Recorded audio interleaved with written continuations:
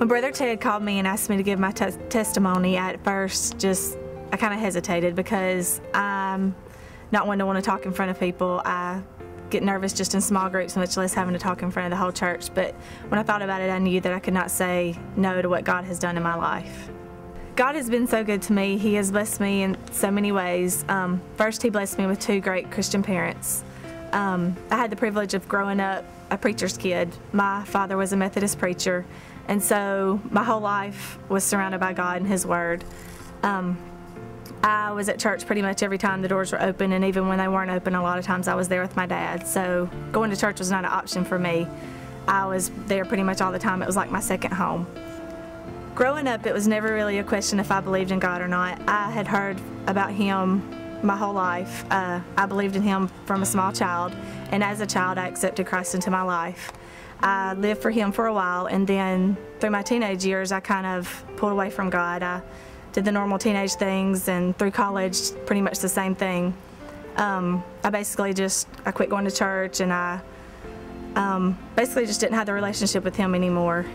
In college, I met Jason, and after college, we got married, and we had started going back to church, and we joined Highland Park Baptist. And during that time, I knew that we were on the path to get back right with Christ, but every time there was an invitation, I just didn't have the peace. I knew that there was some doubt there, and every time a preacher would give a sermon, I would pretty much just deep down I knew that I was not okay, that I knew there was some doubt. But every time during the invitations, I would talk myself out of it. I would tell myself, you know, you're okay. You're a preacher's kid. You've known about God your whole life. You know, you're fine. You're fine. But I knew deep down that I was not fine. But on November 21st, 2004, Zach Terry had come to our church and he was speaking.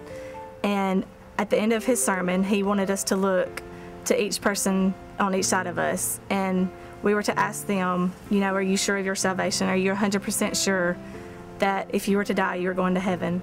And while I was sitting there, I knew that I was not sure. But I thought to myself, okay, you can do this, just say yes, you can get past it, nobody will have to know. And I knew that I was sitting beside Jason, and Jason looked at me and he said, Rebecca, are you sure? And I was gonna say, yes, I'm sure, but it was like the Lord took over at that point, and I said no. And Jason looked at me and he said, well, let's go down. And I went down there and I talked to Brother Ted, and at that point, I prayed with Brother Ted and I accepted Christ into my life, and at that moment I was truly saved. During that moment, it was amazing the amount of peace that just came over me. It was an extreme just feeling of peace. I knew at that point that I was a child of God, and that during that moment nothing else mattered. It was just me and Him.